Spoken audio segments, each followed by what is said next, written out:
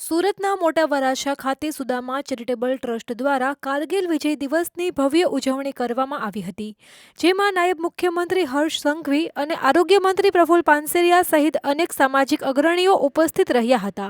આ કાર્યક્રમ દરમિયાન નાયબ મુખ્યમંત્રી હર્ષ સંઘવીના હસ્તે 100 ફૂટ ઊંચા તિરંગાનું ધ્વજારોહણ અને સરદાર વલ્લભભાઈ પટેલની પ્રતિમાનું અનાવરણ કરવામાં આવ્યું હતું।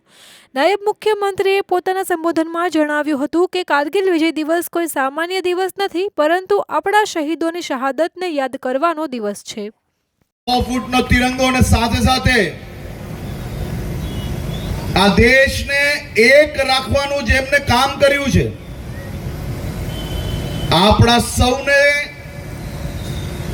જે રોજ બે રોજ જેમના વિચારો આપણે સૌને પ્રેરણા આપે છે, એવી સરદાર સાહેબની પ્રતિમા બી આ વિસ્તારમાં ખાસ કરીને મૂકવામાં આવી છે।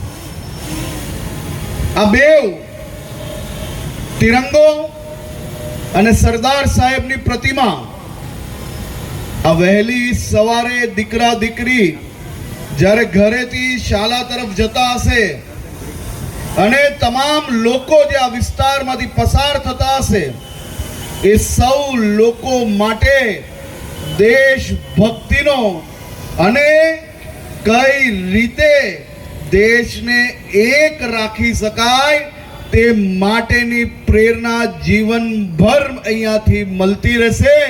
તે બદલ બી હું સુદામા ચેરિટેબલ ટ્રસ્ટના સૌ સભ્યોને ખૂબ ખૂબ અભિનંદન આપું છું। કારગિલ વિજય દિવસ આ કોઈ સામાન્ય દિવસ નથી। હું યાદ કરવા માંગુ છું આજના આ દિવસે દેશના વીર જવાનોને દુશ્મનોએ જ્યારે કારગિલ પર હુમલો કર્યો,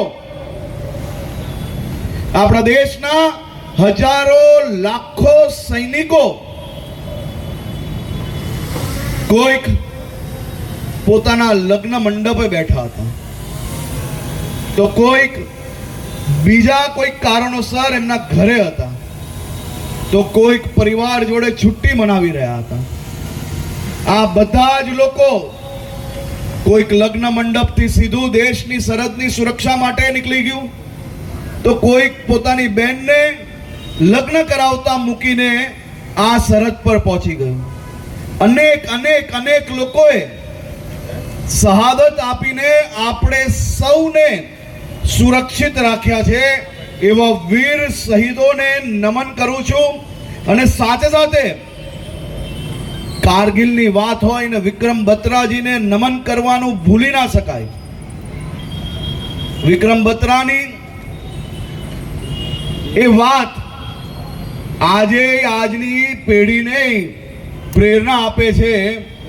કોઈક એમના મિત્રને એમને એવું કહ્યું હતું, या तो तिरंगा लहरा के आऊंगा या तो तिरंगा में लपट के आऊंगा।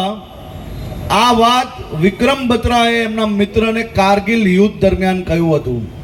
આવા આવા દેશભક્ત જ્યારે દેશમાં હોય ત્યારે આપણે સૌ અહીંયા બેઠેલા સામાન્ય નાગરિક જે શાંતિથી જીવી શકે છે ને, તેનું સૌથી મોટું કારણ સરહદ સુરક્ષિત રાખવા માટે આપણી બીએસએફ, આર્મી, નેવી, એરફોર્સ, દરેક રાજ્યની પોલીસો આ બધા સાથે મળીને કામ કરે છે। ત્યારે આપણે સૌ લોકો આઝાદીથી આપણું જીવન જીવી શકીએ છીએ।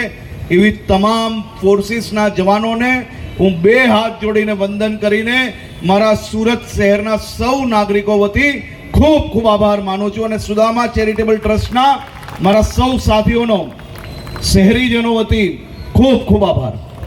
અમારી તમામ માહિતીથી અપડેટેડ રહેવા માટે જોડાયેલા રહો ત્રિશુલ ન્યૂઝ સાથે।